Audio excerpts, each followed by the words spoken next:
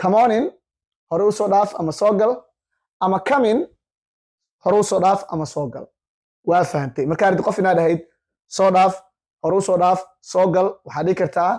come in soo gal waa qof weyn markuu yahay saaxiibkaaga oo kale isku daa markaad tihiin waxaad dhigi kartaa come on in labadaba isku mid soo gal fadlan muuqaalka laagta yaa laga ilooyin maxaa la dhiirigelinaya ay tahay jumladda labaad soo fadhiiso fadlan aad rabtaa inaad ahayd saaxiibkaaga oo martida kuugu imaaday aad rabtaa inaad ahayd soo fadhiiso fadlan waxaan ku leeyahay luuqadda ingiliishiga have a seat please fadlan soo fadhiiso have a seat please fadlan soo fadhiiso have a seat please fadlan soo fadhiiso ama take a seat please fadlan soo fadhiiso take a seat please fadlan soo fadhiiso okay haddaan dhaho ka waran sit down sax miya sit down horta waa fadhiiso laakiin dadka martida ah ama qof adi kaa weyn sit down lama dhaho sit down waxaa loo egsadaa sida ardada oo kale amar waay macnaha sit down fadhiiso laakiin dadka waaweyn sit down ha dhihin waxaa leedahay have a seat ama take a seat because waa akhlaaq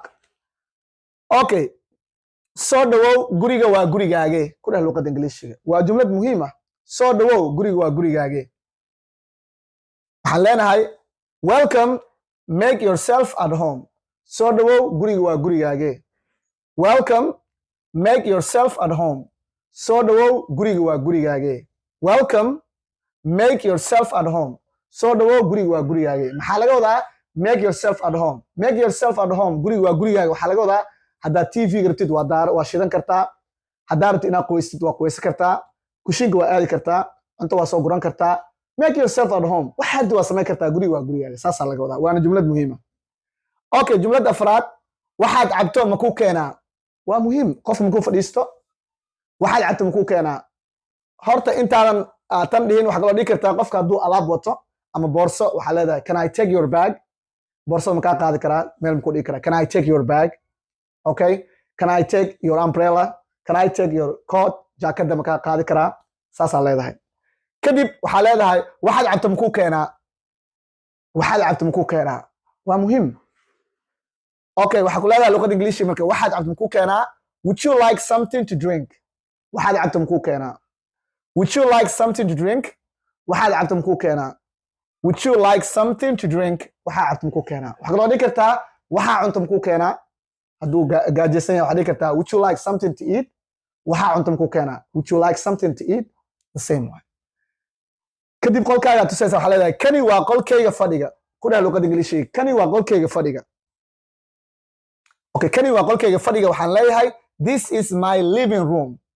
kani waa qolkayga fadhiga this is my living room kani waa qolkayga fadhiga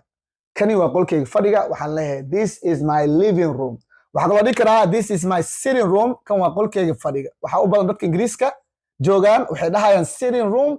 halka dadka maraykanka ay dhahayaan living room labadaas ku mid okay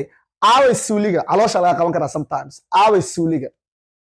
aaway suuliga qofkii martida wuxuu dhigi karaa aaway suuliga waxaa leedahay marka haddaad suuliga rabtid oo guriga where is the restroom ma dhigi kartid toilet waa akhlaaq daro